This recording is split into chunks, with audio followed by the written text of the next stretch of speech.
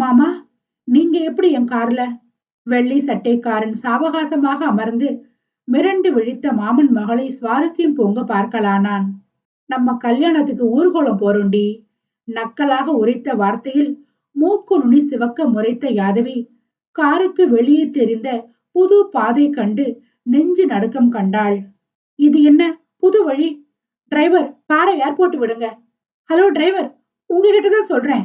அவள் பதைபதைப்பில் கத்த, ஐயா கோவிலுக்கு போக சொல்லி உத்தரவு போட்டிருக்காங்கம்மா.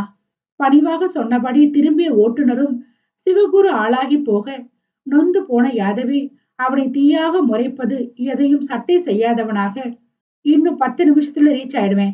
எல்லாம் அங்க சரியா இருக்கா? காதும் வச்சது போல முடிச்சிட்டு போயிட்டே இருக்கணும். விஷயம் வெளியில லீக் ஆகக்கூடாது. காரை விட்டு இறங்கும் வரையில் தீவிரமாக போனில் பேசியபடியே வந்தான். நீங்க செய்யறது எதுவுமே சரியில்லை. அனாவசியமா என் வாழ்க்கையில குறுக்க வராதீங்க. உங்களுக்கு நல்லது இல்ல சொல்லிட்டேன். விரல் நீட்டி எச்சரிக்கை விடுத்து அவள் கத்த, நீட்டிய விரலை கப்பென பிடித்து கொண்ட குரு, என் நல்லது என்னன்னு எனக்கு தெரியும். அம்மனி, உனக்குத்தான் இனி நல்லதே நடக்காது. சும்மா துணதுணுக்காம மூடிட்டு வாடி. விறுவிறுவென கோவிலுக்குள் இழுத்து செல்ல, வீற்றிருக்கும் முருகர் கோவிலை அன்னார்ந்து பார்த்தே பதகளித்தவள் கோவிலுக்குள் எளிமையாக அமைக்கப்பட்டிருந்த திருமண செட்டப்பை கண்டு திகில் அடைந்து போனாள் யாதவி. விடுங்க என் கைய, நான் போகணும்.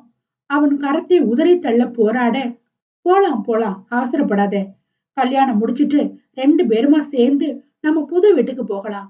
கூலாக சொன்ன சிவகுரு அவளது திகைத்த வழிகளை பார்த்தவாறு, இந்தா பட்டு சேலை, சீக்கிரமா கட்டிக்கிட்டு வா.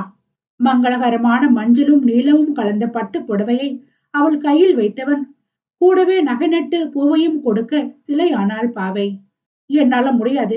எனக்கு கல்யாணத்துல விருப்பம் இல்ல. மீறி என கட்டாயப்படுத்தினா உங்க பேர்ல போலீஸ் கம்ப்ளைண்ட் கொடுப்பேன்.